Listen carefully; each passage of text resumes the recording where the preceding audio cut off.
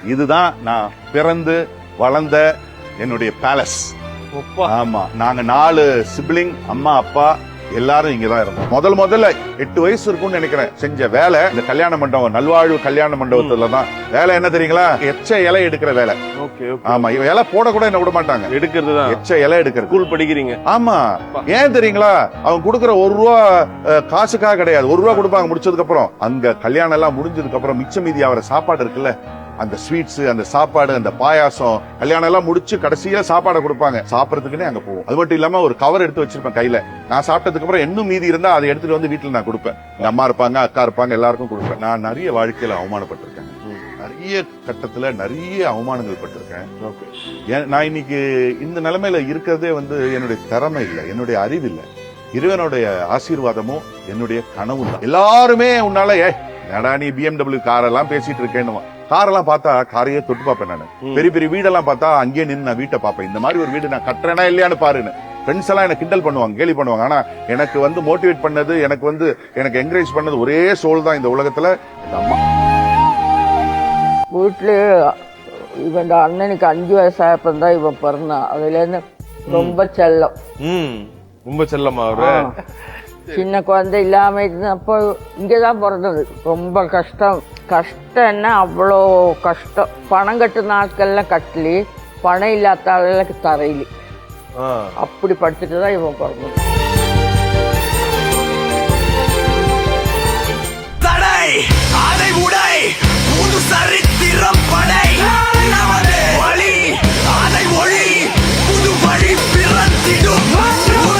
எல்லாம் காரணம் ஆரம்பத்துல அவ்வளவு உழைச்சேன். 3 மணி நேரம் 4 மணி நேரம் தூங்குவோம். அதுவும் ரெஸ்டாரண்ட் ஃபீல்டுன்றது முதல் ஆளா நான் நிப்பேன். நான் எல்லாம் என் ஸ்டாஃபோட மாசம் ஒரு பேட்ச் 25 பேரா ஐ கோ அவுட்டுங்க. We celebrate. ஸ்டாஃப் அவங்க கடவுளுக்கு அப்புறம் அவங்க தாங்க என்னுடைய எல்லாம். அவங்க தான் என் பாஸ். ஸ்டாஃப்னே சொல்லக்கூடாது, தே ஆர் மை பாஸ். 2வது எனக்கு ஸ்ட்ரெஸ் பஸ்டர்னு பாத்தீங்கன்னா, நான் ஒரு 100 சில்லற குழந்தைங்களுடைய, அதாவது பெற்றோர்கள் இல்லாத குழந்தைங்களை நான் சப்போர்ட் பண்றேன். ஏதாவது ஸ்ட்ரெஸ்ஸோ இல்ல கொஞ்சம் டவுனா இருக்கும்போது நேரா ஃபேமிலியோட எல்லாம் சேர்ந்து கிளம்பி போய் உட்காந்துருவாங்க. அந்த பிள்ளைகளோட நான் நேரம் ஸ்பெண்ட் பண்ணும்போது அது ஒரு தனி சுகந்தாங்க. ஹலோ சார், வணக்கம். எப்படி இருக்கீங்க ரவி? நல்லா இருக்கும் சார், நீங்க எப்படி இருக்கீங்க? சூப்பர். ஸோ எப்பவுமே என்னதான் நம்ம பெருசா வளர்ந்தாலும் அந்த பழச மறக்க கூடாதுன்னு சொல்லுவாங்க. பயங்கரமா BMW X7 நம்ம இறங்கி இருந்தாலும் அந்த ஒரு பழச மறக்க கூடாதுன்றதுக்கு ஒரு பெரிய எக்ஸாம்பிளா தான் நாங்க இந்த விஷயத்த பாக்குறோம். இன்னைக்கு மிஸ்டர் நபில் அவர்கள் சொன்னா ஒரு பெரிய பிசினஸ் டைக்கூன், பயங்கரமா எல்லா ஹோட்டலுக்கும், அந்த அரேபியன் கார்டனோட ஹோட்டல் அதிபதி, இப்படிலாம் நிறைய விஷயங்கள் சொல்லலாம். பட் அந்த ரூட்ஸை என்னைக்குமே நீங்க மறக்காதது பயங்கரமான விஷயம். ஸோ இங்க ஒரு ஸ்பெஷலான ஒரு இடத்த எங்களுக்காக காட்ட தான் சார் கொண்டுட்டு வந்திருக்காரு. ஸோ நீங்களே அப்படியே கொண்டு போயிட்டீங்கன்னா எங்களுக்கும் ரொம்ப சந்தோஷமா இருக்கும். வாங்கல, நான் பிறந்து வளர்ந்த வீடை உங்களுக்கு நான் இன்னைக்கு காட்டுறேன். ஓகே, பிறந்து வளர்ந்த வீடு. ஆமா, நல்ல பங்களா டைப்ல இருக்கு. ஆமா, 25,000 சதுரடியில வீட்டுல தான் நான் பிறந்தேன். 150 பேர் வேலைக்கு இருந்தாங்க. வாங்க வாங்க வாங்க வாங்க, வீடை காட்டுறேன் வாங்க.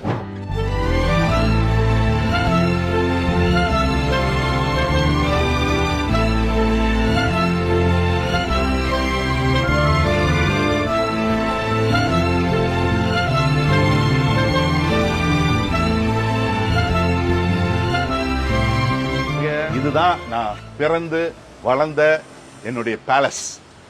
ஆமா, நாங்க 4 சிப்ளிங், அம்மா அப்பா எல்லாரும் இங்கதான் இருந்தோம். 6 பேர் இந்த வீட்லயா? 6 பேர் இந்த வீடு. ஆக்சுவலி நாங்க வீடு வாடகைக்கு தான் இருந்தோம், சொந்தம் இல்ல. ஓ, வாடகை? ஆமாமா, நான் காலி பண்ணதுக்கு அப்புறம் இதை கொஞ்சம் எக்ஸ்ட்ரா கட்டி வாடகை விட்டுருக்காங்க. அந்த வாடகை விட்டவங்களும் கம்ஃபர்டபுள் இல்லைன்னு காலி ஆயிட்டாங்க போல இருக்கு. யாரும் வாடகைக்கே வரல. இங்கதாங்க லைஃப் ஸ்டார்ட் ஆச்சு. இங்க இருக்கும்போது இது அது மட்டும் தான் வீடு, மொத்த வீடே அவ்வளவுதான். சும்மாங்க, இது ஒரு ஷெட் அவ்வளவுதான். இங்கதான் இருந்தோம். அவ்வளவு கஷ்டங்க, சாப்பாட்டுக்கே கஷ்டம், அவ்வளவு கஷ்டம். ஆமா, அவ்வளவு கஷ்டப்பட்டோம். இங்க இருந்தா பக்கத்துல கேசரி ஸ்கூல்னு ஒரு கவர்மெண்ட் ஸ்கூல் இருக்கு, அங்கதான் நான் படிச்சேன். இங்கதான் கோஷ் ஆஸ்பத்திரின்னு ஒரு தர்மாஸ்பத்திரி இருக்கு, இங்கதான் நான் பிறந்தேன். நான் பிறந்து, ஆனா ஒண்ணு தெரியுங்களா, இங்க இருக்கும்போது காசு இருக்காது, ஆனா சந்தோஷம் ரொம்ப இருக்கும். இங்க எல்லாம் என் ஃப்ரெண்ட்ஸ், இங்க ஹரிஷ் ராஜேஷ்னு இங்க என்னோட ஃப்ரெண்ட் இருந்தாங்க. அங்க என்னோட பெஸ்ட் ஃப்ரெண்ட் பால்ராஜன் இப்ப யூஎஸ்ல இருக்கான். அந்த கேரளா ஆயுர்வேத சமாஜம் போட்டு பாத்தீங்களா, அங்க பால்ராஜ் இருக்கான். இன்னைக்கும் தொடர்புல இருக்கும், நல்லா இருக்காங்க. ஆமா, இறைவனுடைய அருளால நானும் இன்னைக்கு நல்லா இருக்கேன். இந்த இதெல்லாம் ரொம்ப சின்ன சின்ன வீடா இருந்தது, இப்ப டெவலப் ஆயிருக்கு. இது மட்டும் தான், நான் இருந்த வீடு மட்டும் தான் டெவலப் ஆகாமே இருக்கு. ஆமா ஆமா. அங்க எதிர்க்க தெரியுதுங்களா ஒரு கல்யாண மண்டபம். ஆமா ஆமா. நானு ஒரு ஃபுட் லவர், பசி தாங்க மாட்டேன். நான் ஸ்கூல் போயிட்டு வந்ததுக்கு அப்புறம் நிறைய சாயந்தர ஃபங்க்ஷன்ஸ்லாம் நடக்கும். சரி. நான் சின்ன வயசுல, இது யார்கிட்டயும் சொல்லக்கூடாது, யாருக்கும் சொல்லாத ஒரு உண்மை, மீடியா எல்லாருக்கும் தெரிஞ்சிடும். நான் பாருங்க, சின்ன வயசுல எனக்கு ஒரு சிஸ்டர், 2 பிரதர்ஸ், அண்ணனுங்க. நாங்க என்ன வந்து என் சிஸ்டர் என்ன பண்ணுவான்னா தூக்கிக்கிட்டு அந்த கல்யாணத்துல கெஸ்ட் மாதிரி உள்ள கூட்டு போயிடுவாங்க. அங்க சாப்பிடுவோம். ஒரு நாள் சட்டையை போடாம, பசிக்குது நான் அழுறதுனால சட்டையை போடாம எங்க அக்கா கூட்டு போயிட்டாங்க. சரி. புடிச்சு தள்ளி விட்டாங்க அங்க இருந்து. என்ன நீங்க நினைச்சீங்க, இந்த மாதிரி விஐபி கல்யாணத்துக்குலாம் சாப்பிட வந்துட்டீங்களே, எச்சக்கலை நாயேன்னாங்க. இந்த வார்த்தை எனக்கு, இது நான் குழந்தையா இருப்பேன், எங்க அக்கா அப்பப்ப எனக்கு ஞாபகப்படுத்துவாங்க, எச்சக்கலை நாயே உனக்கு டெய்லி விருந்து தேவைப்படுதா அப்படின்னு தள்ளி விட்டாங்க. நான் கொஞ்சம் வளர்ந்ததுக்கு அப்புறம் நான் அந்த கல்யாண மண்டபத்தை செக்யூரிட்டி கிட்ட, அண்ணன் இங்க ஏதாவது வேலை கிடைக்குமான்னு கேட்டு, நான் முதல்ல 8 வயசு இருக்கும்னு நினைக்கிறேன் செஞ்ச வேலை இந்த கல்யாண மண்டபம், நல்வாழ்வு கல்யாண மண்டபத்துல தான். வேலை என்ன தெரியுங்களா, எச்ச இலை எடுக்கிற வேலை. ஆமா, இலை போட கூட என்ன விட மாட்டாங்க, எடுக்கிறது தான், எச்ச இலை எடுக்கிறது. ஸ்கூல் படிக்கிறீங்க? ஆமா. ஏன் தெரியுங்களா, அவங்க கொடுக்குற ₹1 காசுக்காக கிடையாது, ₹1 கொடுப்பாங்க முடிச்சதுக்கு அப்புறம். அங்க கல்யாணம் எல்லாம் முடிஞ்சதுக்கு அப்புறம் மிச்ச மீதி ஆகிற சாப்பாடு இருக்குல்ல, அந்த ஸ்வீட்ஸ், அந்த சாப்பாடு, அந்த பாயாசம், விதவிதமா, அது வெஜிடேரியன் கல்யாண மண்டபம், அங்க நான்வெஜ் விட மாட்டாங்க. இருந்தாலும் விதவிதமா சாப்பாடு கொடுப்பாங்க. அந்த சாப்பாடை சாப்பிடறதுக்குன்னே, கல்யாணம் எல்லாம் முடிச்சு கடைசியில சாப்பாடை கொடுப்பாங்க, சாப்பிடறதுக்குன்னே அங்க போவோம். அது மட்டும் இல்லாம ஒரு கவர் எடுத்து வச்சிருப்பேன் கையில. நான் சாப்பிட்டதுக்கு அப்புறம் இன்னும் மீதி இருந்தா அதை எடுத்துட்டு வந்து வீட்டுல நான் கொடுப்பேன். எங்க அம்மா இருப்பாங்க, அக்கா இருப்பாங்க, எல்லாருக்கும் கொடுப்பேன். அதுதான் என்னோட லைஃப். வாங்க கல்யாண மண்டபத்தை பாப்போமா? பாக்கலாம், உள்ள விடுறாங்களான்னு பாப்போம். பாக்கலாம். அதுக்கு முன்னாடி இப்ப இந்த வீட்டுல இருக்கும் போது எல்லாருக்குமே சொல்லுவாங்க சார், சின்ன வீட்டுல இருக்கும் போது அவங்க தம்பி தங்கச்சி எல்லாம் பேசுவாங்க, எப்படியாச்சும் ஃபியூச்சர்ல நான் ஒரு பெரிய வீட்டுக்கு போகணும், அந்த ஒரு கனவுகள்லாம் இருந்திருக்கும். ஆனா அந்த ஒரு நம்பிக்கை எப்படி இருந்துச்சுன்னா, இப்ப இவ்வளோண்டு வீட்டுல இருக்கும் போது உங்களுடைய கனவு அதிகபட்சம் எப்படி இருந்திருக்கும்? ஒரு பெட்ரூம் தனியா இருக்கிற வீட்டுக்கு போனாவே ஒரு பெரும் சந்தோஷத்தை தான் உங்களுக்கு, அது ஒரு பெரிய கனவா இருக்கும். ஆனா இப்ப பாத்தீங்கன்னா நீங்க சோகால் சொல்லக்கூடிய பயங்கர ஒரு சொபிஸ்டிகேட்டட் ஈசிஆர்ல அவ்வளவு பெரிய ஒரு பங்களால இருக்கீங்க. பட் இங்க இருக்கும்போது அதெல்லாம் நீங்க நினைச்சு பாத்தீங்களா, இப்படி வளருவோம் இல்ல இதெல்லாம் போகணும்? நான் நிறைய வாழ்க்கையில அவமானப்பட்டிருக்கேங்க, நிறைய கட்டத்துல நிறைய அவமானங்கள் பட்டிருக்கேன். நான் இன்னைக்கு இந்த நிலைமையில இருக்கிறதே வந்து என்னுடைய திறமை இல்லை, என்னுடைய அறிவு இல்லை, இறைவனுடைய ஆசீர்வாதமும் என்னுடைய கனவு தான்.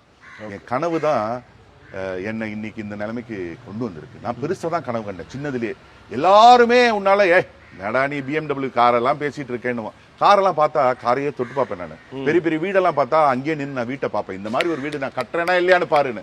ஃப்ரெண்ட்ஸ் எல்லாம் எனக்கு கிண்டல் பண்ணுவாங்க, கேலி பண்ணுவாங்க. ஆனா எனக்கு வந்து மோட்டிவேட் பண்ணது, எனக்கு என்கரேஜ் பண்ணது ஒரே சோல் தான் இந்த உலகத்துல, எங்க அம்மா தான். உன்னால முடியும்டா, ஏன்டா ஏழையா பிறந்தா ஏழையா தான் இருக்கணும்னு இருக்கான்னா, எத்தனையோ ஏழைகள் இன்னைக்கு கோடீஸ்வரன் ஆனது இல்லையாண்ணா, உன்னால முடியும்டா, நீ ஜெயிக்க பிறந்தவன்டா, நீ சாதிக்க பிறந்தவன்டான்னு எங்க அம்மா அடிக்கடி சொல்லுவாங்க. அது என் மனசுக்குள்ள உள்ள அப்படியே ஒட்டிக்கிச்சு. அதனாலதான் நான் கிடைச்ச வாய்ப்பெல்லாம் பண்ணேன். ஆமா, பிசினஸ் விடாம பண்ணேன். எத்தனையோ வாட்டி கீழே விழுந்திருக்கேன், விழுந்து கிடக்காம எழுந்திருச்சு திருப்பி பண்ணுவேன், விழுவேன் எழுந்திருப்பேன், விழுவேன் எழுந்திருப்பேன். இன்னைக்கு நல்லா இருக்கேன். பாக்கலாமா, நீங்க இங்கதான் நல்வாழ்வு கல்யாணம் பண்ண உள்ள விடுறாங்களான்னு பாப்போம். ரொம்ப நாள் ஆயிடுச்சு இல்லையா? ஆமா, அதே பழைய செக்யூரிட்டி எல்லாம் இறந்து போயிருப்பாருன்னு நினைக்கிறேன்ல. வாங்க போய் பாப்போமே, வாங்க நடந்தே போலாம். கண்டிப்பா. ஆமா.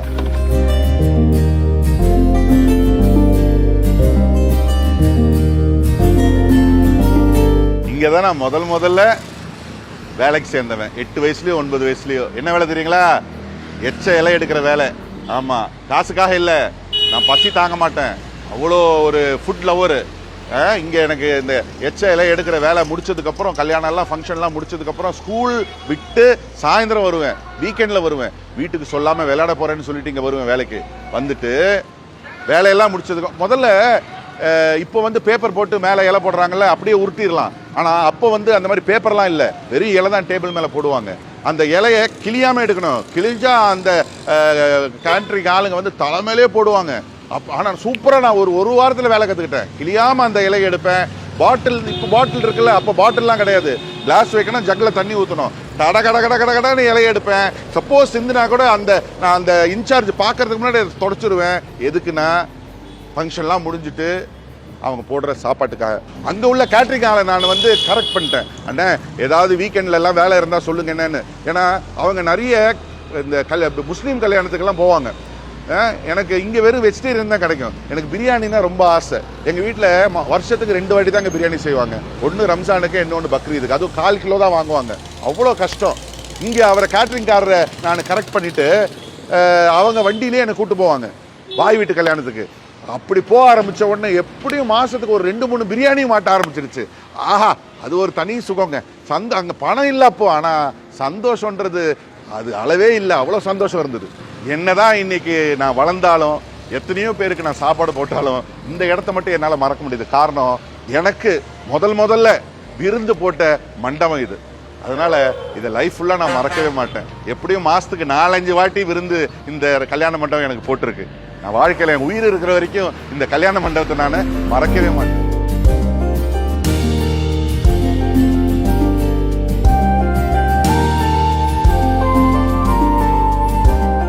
ஒரு மனுஷன் லைக் இவ்வளோண்டு வீட்டில் இருந்து இப்போ உலகம் முழுக்க நீங்கள் இவ்வளோ பிரான்ச்சஸ் வச்சுருக்கீங்க, ஒரு பயங்கரமான பிஸ்னஸ்லாம் பண்ணிட்டு இருக்கீங்க.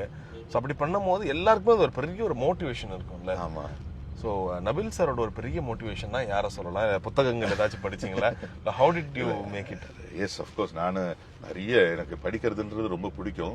நான் படிச்சுக்கிட்டே இருக்கேன். நான் என்னுடைய கடைசி நாள் வரைக்கும் படிச்சுக்கிட்டே இருக்கணும்னு நினைக்கிறேன். ஆனால் எனக்கு பெரிய மோட்டிவேஷன் யாருன்னு கேட்டிங்கன்னா எங்கள் அம்மா. எங்கள் அம்மா தான் எனக்கு இன்ஸ்பிரேஷன், மோட்டிவேஷன். நான் கீழே விழும்போதெல்லாம் திருப்பி என்ன எழுப்பி ஓட வைக்கிறது எங்க அம்மா தான். அவங்கள பார்த்தாலே நான் மோட்டிவேட் ஆயிடுவேன். வாங்கலாம் எங்க அம்மாவை பாப்போமே, வாங்க வீட்டுக்கு போவோம். ஹோட்டலுக்கு பதிலா வீட்டுக்கு போயிடலாமா? ஆமாமா, வீட்டுக்கு போவோம், அதுக்கப்புறம் அம்மாவை பார்ப்போம், அதுக்கப்புறம் ஹோட்டல் ரெஸ்டாரண்ட்டுக்கு போய் சாப்பிடுவோம். ஓகே, சரி, டன் சார், சூப்பர். கண்டிப்பா. ஏன்னா இப்ப இந்த அளவுக்கு ஒருத்தரை மோட்டிவேட் பண்ணிருக்காருன்னா அந்த ஒரு தாயை பார்த்தே ஆகணும்ன்ற ஒரு ஆர்வம் எங்களுக்கும் அதிகமா இருக்கு. She will also be very happy to meet பண்ணும்போது. ஆமா, டெஃபினெட்லி. அப்ப போயிடலாம், வீட்டுக்கே போயிடலாம். ஆமா, அது அவங்களுக்கு சர்ப்ரைஸ். சொல்லவே இல்லை எதுவும் நம்ம இந்த ப்ரோக்ராம் பத்தியே. சர்ப்ரைஸா இருக்கட்டும். சரி, ஆமா ஆமா ஆமா ஆமா, சர்ப்ரைஸாவே ஒரு ஷாக் கொடுப்போம். ஸோ பிஃபோர் இப்போ வீட்டுக்கு போற கேப்ல சில விஷயங்கள் உங்ககிட்ட கேட்கணும்னு ஆசைப்படுறேன். ஏன்னா இப்போ எல்லாருக்குமே வந்து எப்படி சொல்லுவாங்க சார், பைக் இருக்கவங்களுக்கு கார் பார்த்தா ஒரு ஆசையா இருக்கும், கார் இருக்கவங்களுக்கு அடுத்தடுத்த ஸ்டேஜ் பார்க்கும்போது ஆசையா இருக்கும். ஸோ அப்படி பார்க்கும்போது நான் யூ மெயின்டைன் ஒரு பர்டிகுலர் ஸ்டைல் ஸ்டைல். இப்போ நம்ம BMW X7 போயிட்டு இருக்கோம், பயங்கர you have Rolex watch, the class you have. So இது எல்லாமே பார்க்கும்போது இது ஒரு ஸ்டைல் ஸ்டேட்மெண்ட் கொடுக்குது. இப்போ உங்களுக்கு அது எப்படி இருக்கு? ஃபர்ஸ்ட் நீங்க ஒரு லக்ஸரி கார் நீங்க வாங்குனீங்க, அதுனா என்ன ஒரு கார்? ஒரு ஆசையா நீங்க வாங்குனீங்க ஒரு கார்? நான் ஃபர்ஸ்ட் வாங்கின கார் ஒரு ஓமினி, செகண்ட் ஹேண்ட் ஓமினி வாங்கினேன். சரி, அது வந்து நான் வாங்கினது வந்து பாத்தீங்கன்னா 25 வருஷம் முன்னாடி. Now I'm 50. 25 வயசுல நான் ஒரு ஓமினி கார் வாங்கினேன். எதுக்குன்னா அப்ப நான் ரியல் எஸ்டேட் புரோக்கரா இருந்தேன். சரி, நான் வந்து அந்த கார்ல தான் நான் நல்ல ரியல் எஸ்டேட்ல இந்த லே அவுட்லாம் போடுறவங்க என்னை கூப்பிட்டு மார்க்கெட் பண்ணி கொடுக்க சொல்லுவாங்க. நான் வந்து டே நைட் அங்கேயே உட்காந்து அந்த அந்த ஏரியாவை சுத்தி இந்த போஸ்டர்லாம் ஒட்டுவோம். ஆமா, 25 வருஷமா என் கூட ரவியும் என் கூடயே இருக்காரு. நாங்க 2 பேர் தான். இவர் அவரு அப்போ ஓட்டுநரா வந்தாரு. இன்னைக்கு அவரு ஓட்டுநர் பிளஸ் என்னுடைய செக்ரட்டரி ரவீந்திரன். ஆமா, 25 இயர்ஸ் என் கூட இருக்காரு. ஆமா, நாங்க 2 பேரும் தான் இந்த மைதா மாவு இருக்கு இல்லையா, கலந்து நான் தான் அதுல போஸ்டர்ல போட்டு கொடுப்பேன். அவர் தான் கொஞ்சம் ஒட்டுவாரு ஸ்டூல எடுத்துட்டு. ஓமனில தான் அந்த பெரிய ஸ்டூலு இதெல்லாம் வைக்க முடியும். ஆமா, அப்படி ஆரம்பிச்சது. இன்னைக்கு இறைவன் அருளால, உழைப்பால இன்னைக்கு BMW எல்லாமே இருக்கு. எல்லாமே see, God is giving me more than what I deserve. இதெல்லாம் எனக்கு ஆக்சுவலி நினைச்சு பார்த்தா ஆச்சரியமா இருக்கும். இறைவன் அவ்வளவு கொடுக்குறான். எல்லா புகழும் அவனுக்கு தான். முதல்ல நம்ம உழைப்புன்னு சொல்லலாம் இல்ல, ஏன்னா எத்தனையோ உழைக்கிறவங்க இருக்காங்க இல்லையா, எத்தனையோ ஹார்ட் ஒர்க் பண்றவங்க இருக்காங்க. எல்லாருக்குமே கிடைச்சிருது இல்லையா, கிடைச்சிருது இல்ல. ஏன்னா என் கூட என்னோட நல்லா படிச்ச பசங்க எல்லாம் இருக்காங்க, என்னென்னமோ பண்றாங்க. ஆனா அவங்க இன்னைக்கும் 2 வீலர்ல போயிட்டு இருக்காங்க. இன்னும் சாதாரண ஒரு ஃபோர்ட் ஐகான்ல, சாதாரண கார்ல, மாருதியில போயிட்டு இருக்காங்க. ஆனா இன்னைக்கு எல்லா புகழும் இறைவனுக்கே தாங்க. இது என்னுடைய உழைப்புன்னு சொன்னா அது பொய்யாயிடும். இறைவன், என்னுடைய அல்லாஹ், என்னை படைத்தவன் எனக்கு ஏதோ என்ன ஒரு புண்ணியம் பண்ணேனோ, இன்னைக்கு என்ன நான் நினைக்கிறேனோ, என்ன ஆசைப்படுறேனோ எல்லாமே எனக்கு கொடுக்குறான். இது கூட நீங்க சொன்னீங்க, இது என் வைஃப் எனக்கு கிஃப்டா கொடுத்தது. நான் வாட்ச் எல்லாம் மெயின்டைன் பண்ண மாட்டேன். அவங்க கொழுப்பு எடுத்து நான் திட்டுவேன், எதுக்கு இவ்வளவு எக்ஸ்பென்சிவ் வாட்ச் எல்லாம் வாங்குறேன்னு. இல்ல, இது போடணும் அப்படின்னு கிஃப்ட் வாங்கி கொடுத்தாங்க, அதனால போட்டிருக்கேன். நீங்க வேற அதெல்லாம் கேட்காதீங்க. ஆமா, பட் அது எவ்வளவு ஒரு சந்தோஷமா இருக்கு உங்களுக்கு. தோ இட்ஸ் ஒரு காஸ்ட்லி கிஃப்ட தாண்டி அது ஒரு அன்பின் ஒரு மிகுதியால கொடுக்கற ஒரு விஷயம் தான். ரொம்ப சந்தோஷங்க, ரொம்ப சந்தோஷம். அது நான் கட்டும்போது அவங்க சந்தோஷப்படுறத பார்க்கும்போது எனக்கு சந்தோஷம். இதோட முக்கியமா சின்ன வயசுல நான் என் ஃபேமிலிக்கு, ஒய்ஃபு, குழந்தைங்களுக்கு எல்லாம் நேரம் அதிகம் கொடுக்க முடியாம இருந்தேன். பணம்னு ஓடிட்டு இருந்தேன். ஆனா பணத்தோட சந்தோஷம் தான் ரொம்ப முக்கியம்ன்றது லேட்டரான தான் நான் புரிஞ்சுக்கிட்டேன். இன்னைக்கு நிறைய கிராண்ட் சனோட நிறைய டைம் ஸ்பெண்ட் பண்றேன். வேர்ல்டு ஃபுல்லா, ஈவன் லாஸ்ட் மந்த் என் கிராண்ட் சனோட பர்த்டே, அந்த பர்த்டே கூட நாங்க ஒரு ஷார்ட் டூர் ஃபாரின்லாம் போயிட்டு வந்தோம், மலேசியாலாம் போயிட்டு வந்தோம். அங்கதான் பர்த்டேவே, என் கிராண்ட் சனோட பர்த்டே செலிப்ரேட் பண்ணோம். அடுத்த மாசம் சைனா போறோம். ஆமா, ஒரு 13 days. வருஷத்துக்கு ஒரு 4-5 கண்ட்ரி ஃபேமிலியோட நாங்க போனது. என் சன்னு, டாக்டர், சன்னின்லா, வைஃப், கிராண்ட் சன், நானு எல்லாரும் தான் போவோம். அப்படிதான் போவோம். ஆமா, சின்னதுல அவங்களை எங்கேயும் கூட்டு போக முடியல, நேரம் இல்ல. இப்ப கூட்டு போறீங்க? இப்ப முடிஞ்ச வரைக்கும் கூட்டு போறேன். ஆமா, விடுறதில்ல, இல்லனாலும் வாங்கன்னு சொல்லி இழுத்துட்டு போறது, அது ஒரு தனி கிக்குங்க, தனி சந்தோஷங்க. பணம் அந்த சந்தோஷத்தை கொடுக்காது தெரியுமா? ஆமா, பணம் அந்த போதையை கொடுக்காது. அவங்க பிள்ளைங்க மேலேயும், பிள்ளைங்க முகத்திலையும், பெற்றோர்கள் முகத்திலையும், மனைவி முகத்திலையும் சந்தோஷத்தை பார்க்கும்போது ஒரு போதை, ஒரு கிக் இருக்குமே, அந்த கிக்கு பணம் கொடுக்கவே கொடுக்காதுங்க. இன்னைக்கு நான் அதை அனுபவிச்சுட்டு இருக்கேன்.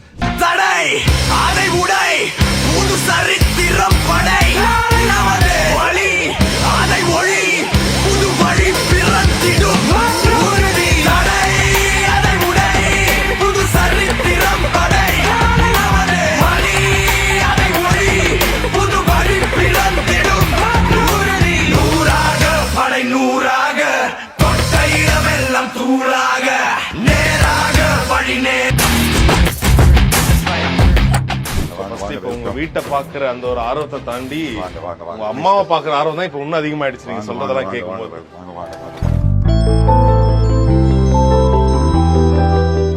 ஹலோமா, வணக்கம். வணக்கம். சோ எல்லார் வாயிலும் சொல்லுவாங்கல்ல, வார்த்தைக்கு வார்த்தைக்கு அம்மா அம்மான்னு சொல்லுவாங்க. அதுக்கு ஒரு பெரிய உதாரணமா உங்க மகனை தான் பார்த்தேன். காலையில இருந்து நீங்க போட அந்த பழைய வீட்டை பார்த்தாலும் அம்மா தான் சொல்றாரு, கார் ஓட்டினாலும் அம்மா தான் சொல்றாரு. எனக்கு உலகத்திலே பிடிச்சது, அவங்க ஒய்ஃபை தாண்டி நிறைய பேர் சொல்றதுக்கு பயப்படுவாங்க கேமரால. ஆனா உங்க மகன் வந்து கேமராலே அடிச்ச மாதிரி சொல்லிட்டாரு, எங்க அம்மா தான் என் உலகமேன்னு.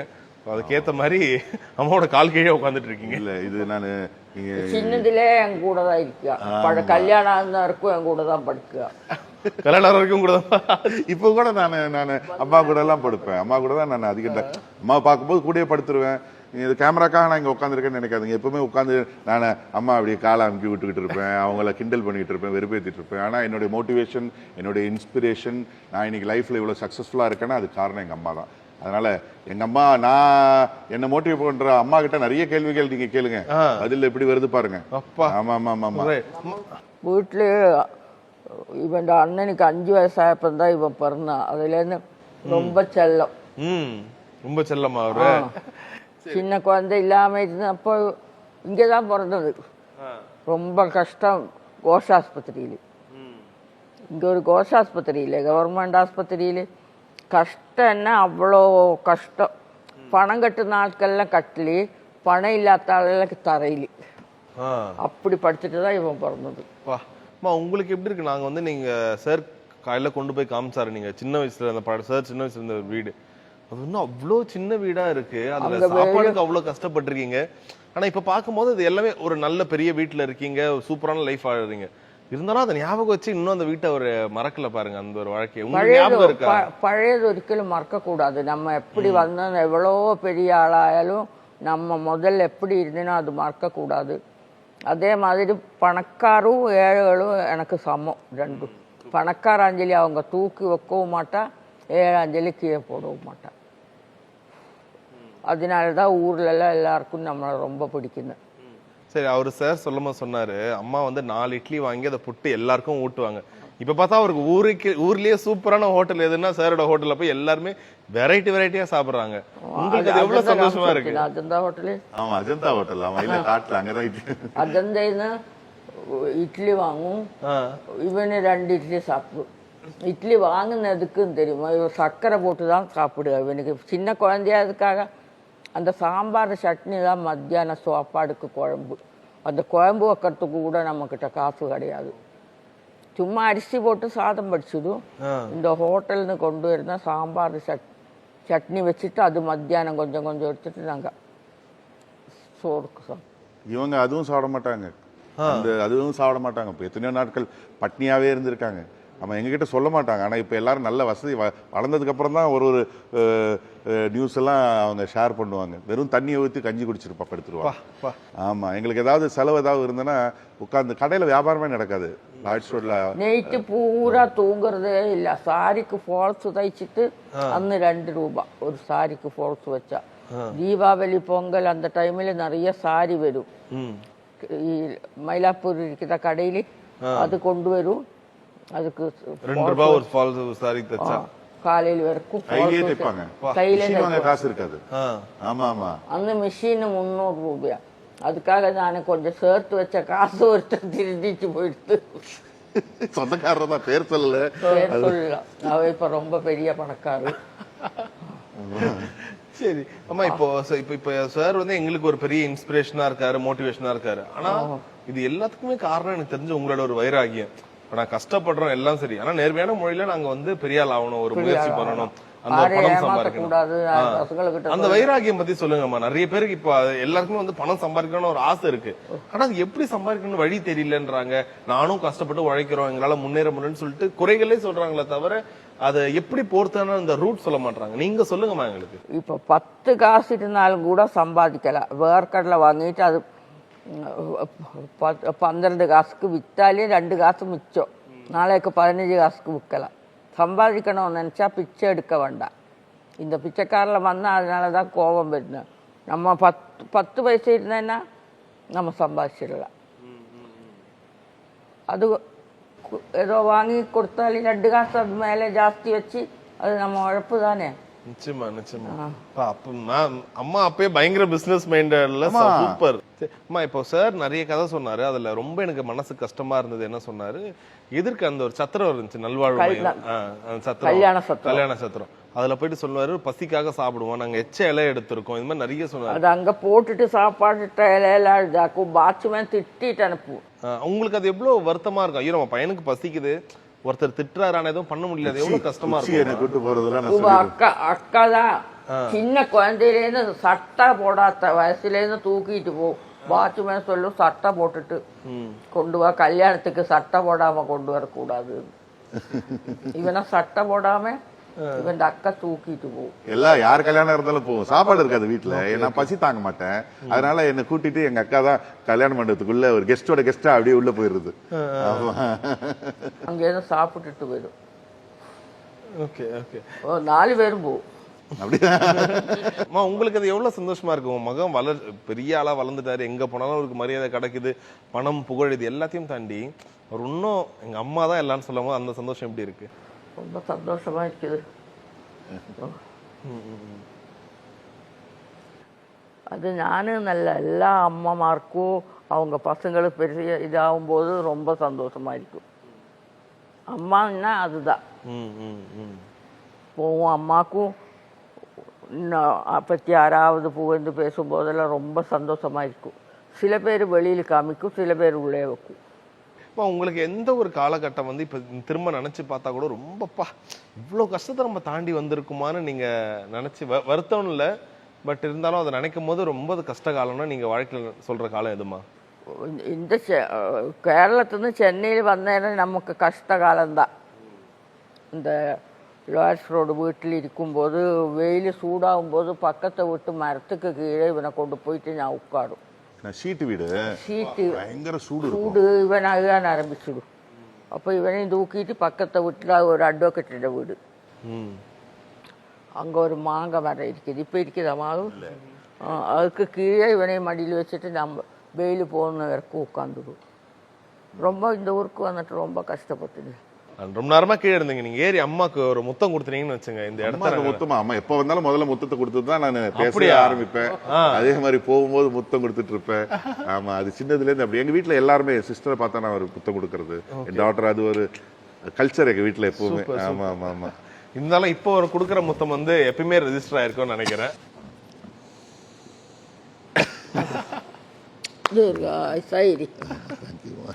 சூப்பர் சூப்பர்மா சூப்பர்மா. நேரத்துக்கு ரொம்ப நன்றி. கண்டிப்பா உங்களுடைய நீங்க பேசின பேச்சு நிறைய பேருக்கு ஒரு பெரிய ஒரு எடுத்துக்காட்டா இருந்திருக்கும். கண்டிப்பா அவங்க சொல்றதை கேட்டு நடந்தாவே வாழ்க்கையில் நிறைய பேர் முன்னேறலாம்னு நினைக்கிறேன். ரொம்ப நன்றிம்மா. நீங்க தூங்கிட்டு இருந்தீங்க, படுத்துட்டு இருந்தீங்க, உங்களை எழுப்பி கூட்டு வந்து வர வச்சிட்டோம். இந்த ஊர்ல நிறைய எடுத்து மாமியார் மருமகள் சண்டையில இருக்கும். நம்ம ஃபேமிலியில அது இல்லவே இல்லை. ஆமா, நீங்க நல்ல மாமியாரா இருக்கீங்களே, உங்ககிட்ட யார் சண்டை போடுவா? மருமக்களை எல்லாம் மகளா பாக்குறீங்க. மக்களா காக்குனதுக்காக அவங்களும் என்ன நல்லா பாக்குது. இந்த விஷயத்திலேயே அம்மா கிட்ட நீங்க கத்துக்கணும் பாடுறீங்க. மருமகளா பார்த்தா சண்டை தான் வரும், மகளா பார்க்க ஆரம்பிங்க. எல்லாரும் அப்படி இருந்தேன்னா சண்டையே இருக்காது. அது மாதிரி மருமகனும் நல்ல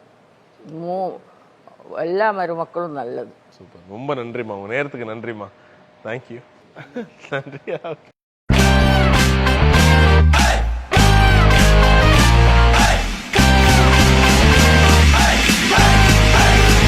ஸ்பெஷலான டேவா இருக்கு. என்ன சொல்லுவாங்களா, வாழ்க்கையோட 2 பக்கமும் பார்க்கணும்னு. ஸோ ரொம்ப அவ்வளோ சின்ன வீட்டையும் பார்த்தாச்சு, நீங்கள் இப்போ இருக்கிற வீட்டை பார்த்தாச்சு, அங்கேருந்து உங்களோட ஹோட்டலுக்கு வந்திருக்கோம். So every aspects of life நீங்கள் ஒரு விஷயம் கற்றுக்கிட்டே இருக்கீங்க. எனக்கு என்ன ஒரு பெரிய ஆச்சரியம் உங்ககிட்டனா, நிறைய இடங்கள்ல வந்து எப்படி சொல்லுவோம்னா, தொழிலதிபர்கள் வந்து எங்களுக்கு நேரமே எதுவும் இருக்க மாட்டேது, எனக்கு பக்கத்து நாள்லேருந்து 1 ஹவர்லாம் நாங்கள் எடுப்பேன். But you're spending time with your family. நீங்கள் நிறைய பிஸ்னஸ் பண்ணுறீங்க, எல்லா பிஸ்னஸ்க்கும் உங்களால் டைம் ஒதுக்க முடியுது. ஸோ அது உண்மையிலும் இப்போ பாராட்ட வேண்டிய ஒரு விஷயம். சார் உண்மையிலே எவ்வளோ நேரம் தூங்குவீங்க ஒரு நாள் சொல்லுங்கள்? இல்லை, நான் ஆரம்ப கட்டத்தில் நான் ரொம்ப கம்மியாக தான் தூங்குவேன். ஆக்சுவலி ஒரு 4 hours 5 hours தான் தூங்குவேன். ஆனால் இன்றைக்கி வந்து நான் ஒரு சிஸ்டம் க்ரியேட் பண்ணிட்டேன். The system is working. அது ஒரு சீக்ரெட். அது யாராவது உண்மையாகவே ரொம்ப ஆர்வமாக ஒரு பிஸ்னஸ் ஆரம்பிக்கணும், அந்த சிஸ்டம்னா என்னான்னு சொல்லிக் கொடுங்கன்னு என்கிட்ட பர்சனலாக கேட்டாங்கன்னா, கேட்குறவங்களுக்கு நான் சொல்லிக் கொடுப்பேன். ஈஸியாக இது யாருக்கும் சொல்லி தெரிஞ்சிடக்கூடாதுன்னு நினைக்கிறேன். டெஃபினட்டாக ஆர்வத்தோடு என்னை ஃபாலோ பண்ணி எனக்கு அந்த சிஸ்டம்னா என்னான்னு சொல்லிக் கொடுங்க. ஏன்னா ஒரு ஸ்டேஜுக்கு அப்புறம் நம்ம ஒர்க் பண்ணக்கூடாது. ஓகே, நம்மளே ஒர்க் பண்ணிட்டு இருந்தா நம்ம செல்ஃப் எம்ப்ளாய்டு ஆகிடுவோம். இன்னும் ஒரு என்டர்பிரினர், ஒரு பிஸ்னஸ் மேன்னா தி சிஸ்டம் மஸ்ட் ஒர்க். இன்னைக்கு எனக்கு சிஸ்டம் ஒர்க் ஆகிட்டு இருக்கு. நான் வேலையே இன்ஃபேக்ட் நான் ஒரு மாதிரி ரிட்டையர்ட் மோடில் இருக்கேன். ஆரம்பத்திலாம் என் ஃபேமிலியை ரொம்ப மிஸ் பண்ணேன். என் ஃபேமிலியோட டைம் அதிகம் என்னால் ஸ்பெண்ட் பண்ண முடியாது. ஆனால் இன்னைக்கு நிறைய டைம் என்னுடைய ஃபேமிலிக்கோடையும் என்னுடைய கிராண்ட் சன்னோடையும் நான் டைம் ஸ்பெண்ட் பண்ணுறேன். அதுக்கெல்லாம் காரணம், ஆரம்பத்தில் அவ்வளோ உழைச்சேன். 3 மணி நேரம் 4 மணி நேரம் தூங்குவேன். அதுவும் ரெஸ்டாரண்ட் ஃபீல்டுன்றது முதல் ஆளாக நான் வந்து நிற்பேன், கடைசியால தான் போவேன். 12 o'clock வரைக்கும் நாங்கள் ஒர்க் பண்ணுறோம். We work till 12 o'clock. அப்போது 12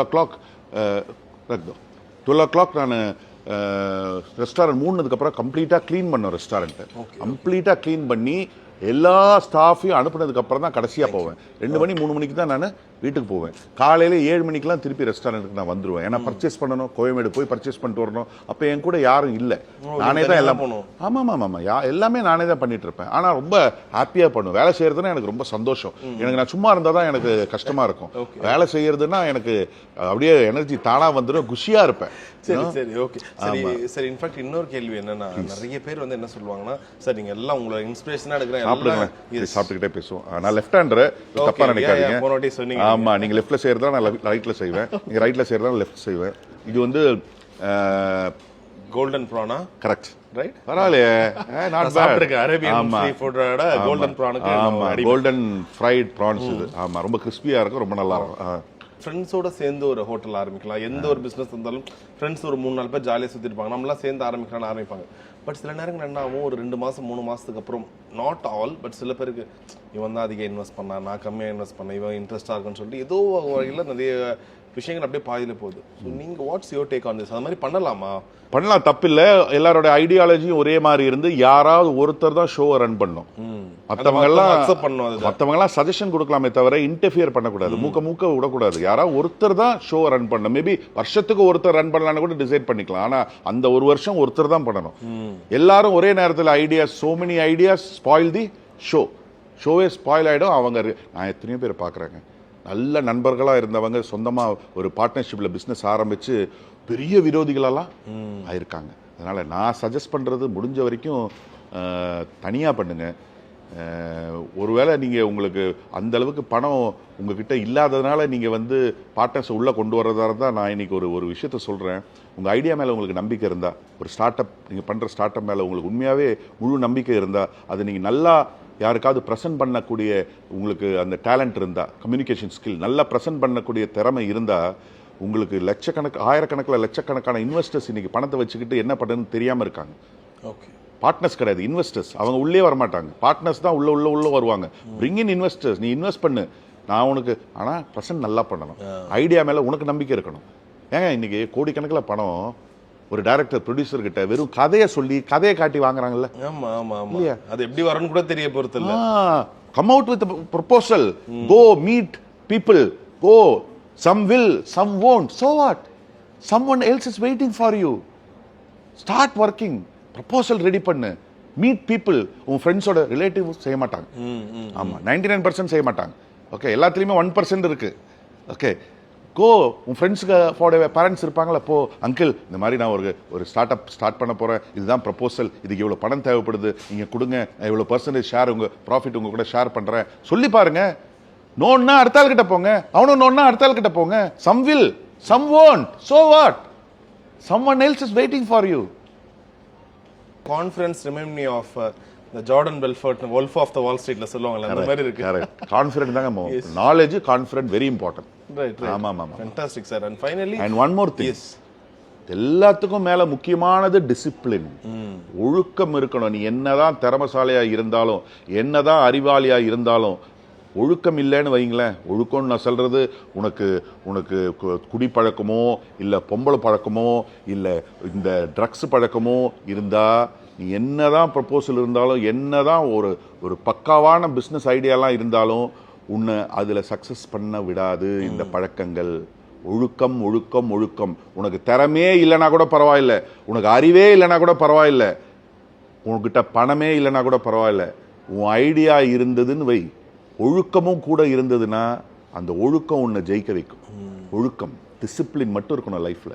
இருந்தா உன்னை யாராலையும் உன்னை தோக்கடிக்கவே முடியாது. How to you maintain your time? ஏன்னா நீங்க எல்லாமே பண்றீங்க, பட் ஸ்டில் உங்களோட அந்த ஒரு கிக்னா எதுல இருக்கு? லைக் நீங்க டைம் ஸ்பெண்ட் பண்றது, ஸோ எப்படி சொல்லலாம் அது? என்னுடைய ஸ்ட்ரெஸ் பஸ்டர் என்னன்னு கேக்குறீங்களா? நல்ல கேள்வி. ஆக்சுவலி எனக்கு ஒரு 4-5 விஷயங்கள் எனக்கு ரொம்ப ஸ்ட்ரெஸ் பஸ்டர் இருக்குங்க. அதுல ஒண்ணு வந்து பாத்தீங்கன்னா, என்னுடைய ஸ்டாஃப்ஸோட நான் நிறைய டைம் ஸ்பெண்ட் பண்ணணும்.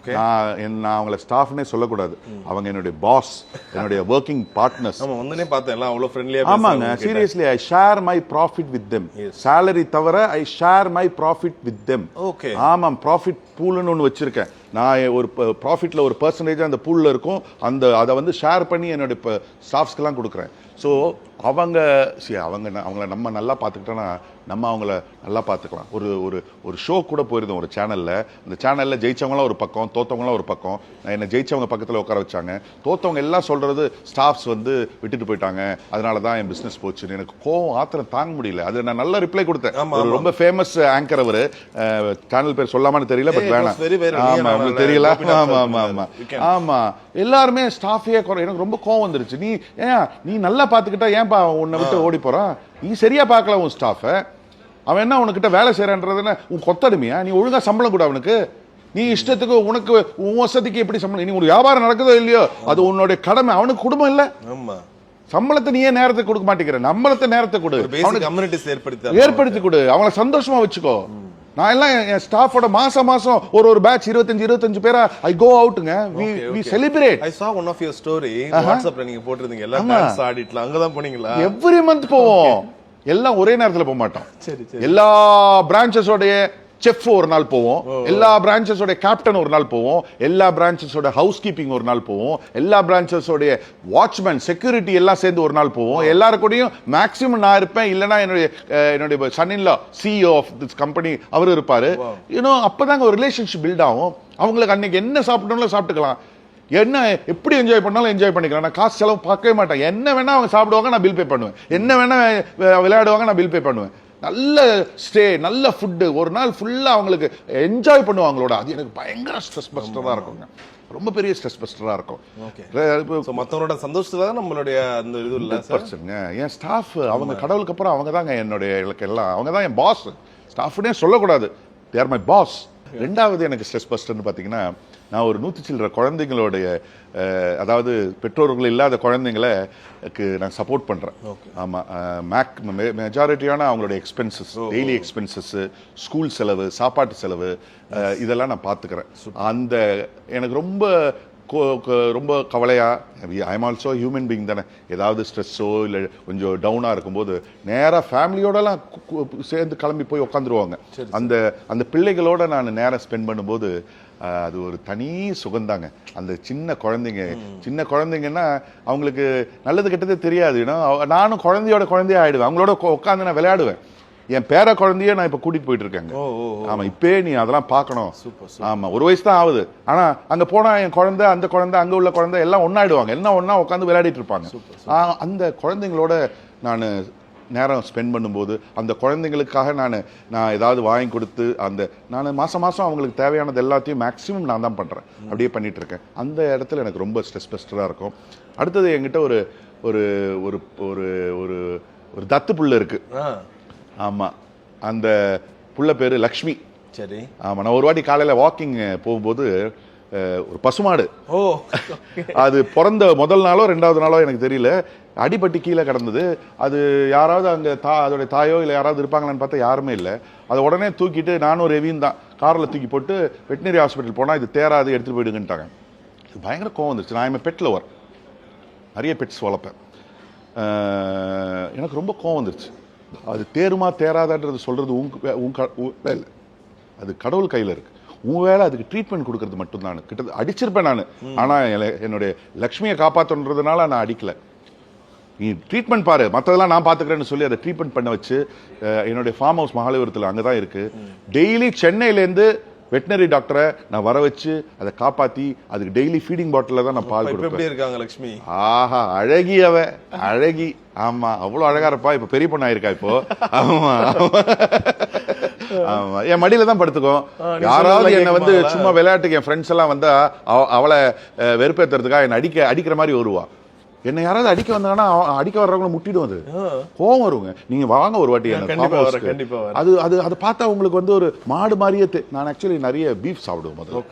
ஏன்னா என் லட்சுமி என்கிட்ட வந்ததுலேருந்து நான் பீஃப் சாப்பிட்றதே நிறுத்திட்டேன். ஏன்னா பீஃபை பார்த்தாலே எனக்கு லட்சுமி ஞாபகம் வரும். அதனால ஸ்டாப் பண்ணிட்டேன். எனக்கு ரொம்ப பிடிச்ச ஒரு ஃபுட்டு. ஆனா லட்சுமி என்கிட்ட வந்ததுலேருந்து நான் பீஃப் தொடர்றதே கிடையாது. ஆமா, லட்சுமி வந்து எனக்கு ஒரு பெரிய ஸ்ட்ரெஸ் பஸ்டர். நான் மனசு விட்டு லட்சுமி கிட்ட பேசுவேன். நான் திட்டினா லட்சுமி அழுவும். ஆமா, புரியும். கண்டிப்பா. Even I felt that. என் மேல வந்து அப்படியே தேப்பா. நான் ரொம்ப சோகமா, லட்சுமி இந்த மாதிரி ஏதாவது வீட்டில் ஏதாவது சண்டை அப்படிலாம் இருந்தேன்னா இந்த மாதிரி ஆச்சு அப்படி நான் ஃப்ரீயா அதுகிட்ட பேசுவேன். அது அழுவுங்க. அது என் மேல வந்து தேக்குங்க. அதெல்லாம் வந்து வேற லெவலுங்க. அது வேற லெவல். அதே மாதிரி என்னுடைய பேர புள்ள, அவன் ஒரு பெரிய ஸ்ட்ரெஸ் ஃபர்ஸ்ட். நான் தலைவன் தான் கூடுவேன். என்னோட தலைவர் அவரு. ஆமா, அவனோட நான் இப்போ ஃபுல் நேரம் அவங்க தான் இருக்கேன். நான் இப்போ கூட பர்த்டே மலேசியால போய் ஃபுல்லா ரவுண்ட்லாம் அடிச்சுட்டு இப்போ சைனா போறேன். எனக்கு அவனை விட்டு அவன் தான் இன்னைக்கு எனக்கு எல்லாமே. என் உலகமே என் பேர புள்ள தான். இலான் அவர் பேரு, இலான் ஃபைசல், என் பொண்ணோடைய பையன். ஆமா ஆமா, எனக்கு பேரெல்லாம் இருக்கான்றதால எனக்கு கிழவன் நினைச்சிடாதீங்க. ஆமா, நீங்க என்ன ஒரு விஷயம்னா, நீங்க வாழ்க்கையில என்ன ஒரு விஷயம் பண்ணாலும் அதை வந்து நீங்க ரொம்ப என்ஜாய் பண்ணி பண்றீங்க. You really feel it and you mean the people. உங்க சுத்தி இருக்கிற எல்லாரையும் நீங்க நல்லா வச்சிருக்கீங்க. அதனாலதான் நீங்க சொல்ற மாதிரி இறைவன் உங்களை நல்லா வச்சிருக்காரு. ஸோ ஹோப்ஃபுல்லி இந்த டே வந்து கண்டிப்பா இந்த வீடியோ பார்க்குற எல்லாருக்குமே வந்து ஒரு பெரிய ஒரு இன்ஸ்பிரேஷனா நீங்க இருப்பீங்கன்னு நினைக்கிறேன். It's not about where we start, it's all about where we go.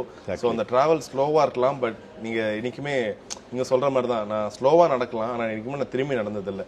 So that's how your life works. So பயங்கரமா இருந்துச்சு இந்த ஒரு அரை நாளுக்கு மேலே உங்ககிட்ட செலவழிச்சது. ஸோ நிறைய மோட்டிவேட்டிங்கான விஷயங்கள் கிடைச்சது. And very happy to meet your mom. Thank you so much for time and all the best. Keep inspiring us. நன்றி so much. Thank you so much. God bless you. Thank you.